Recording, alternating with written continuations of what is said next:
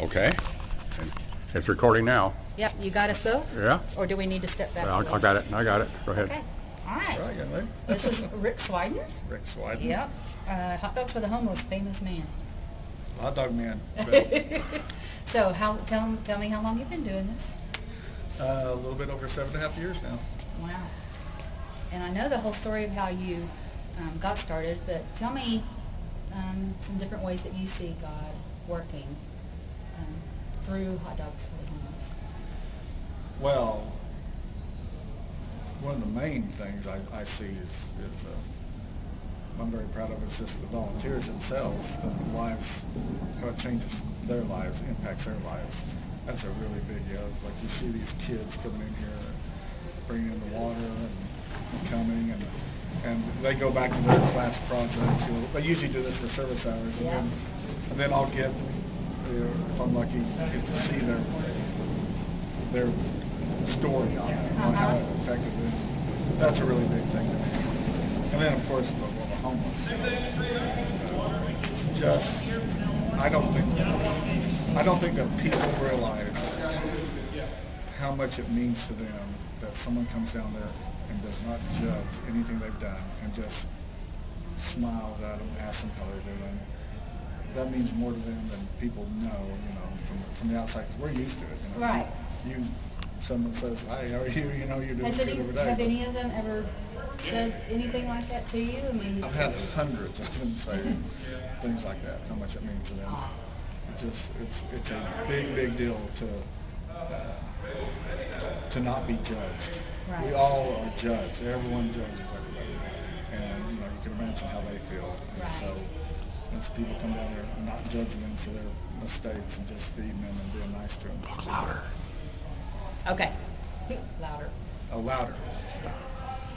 All right. Have you ever known any of the homeless folks that you've served? Have you ever known any of them to actually make it off the street?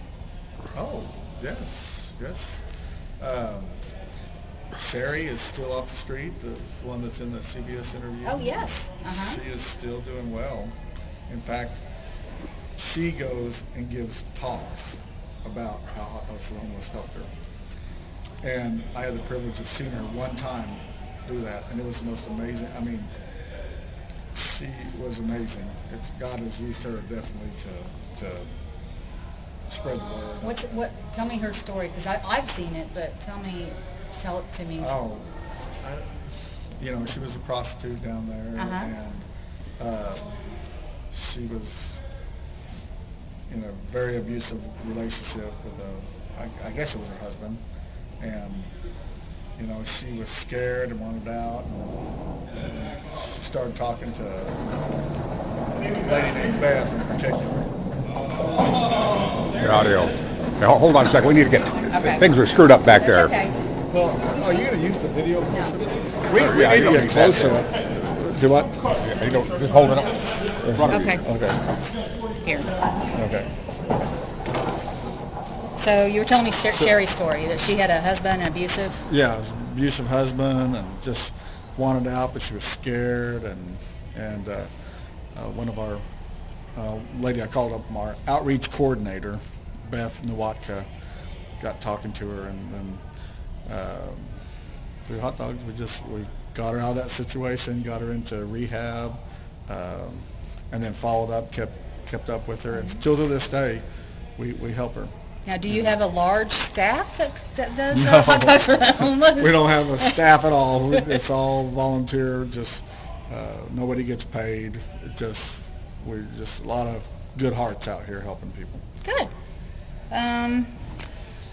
Have you ever? No, that was. Has there ever been a time when you felt like throwing in the towel, like maybe? Giving up? Never. Yeah. Never. This is the highlight of my week is coming out here. So I still love doing it after 7.5 years, and I get to meet people like you and your husband, and a lot of great, some of the greatest people in the city who come out and volunteer. Yeah.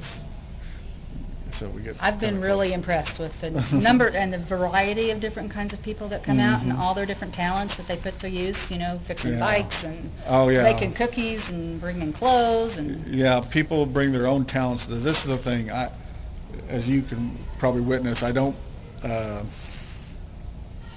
try to control. I just let people get moved to do they have their gifts, and they come out here and they see the homeless, and they decide to make cookies. The people decide to make lemonade. I think there's going to be a youth group coming down there today. There's meeting us down there today.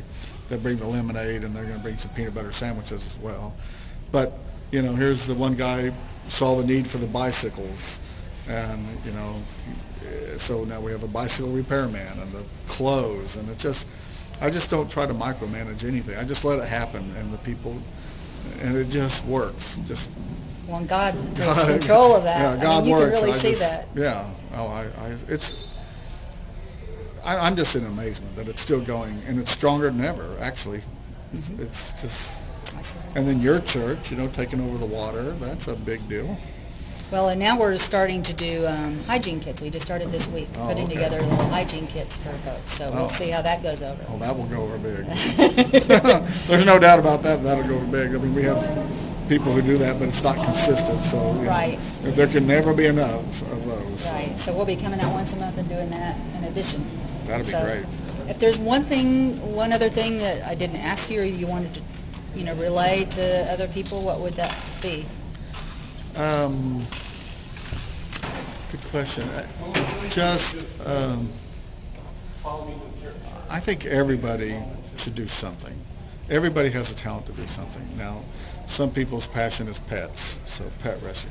I think if the whole world just did something, it'd just be a much better place. And I guess the one thing that I think is the secret to Hot Dogs for the Homeless, the absolute secret, is that I've never judged any of these people. That is the biggest thing that, any of us who have sinned, we don't want to be judged for our sins, and it makes us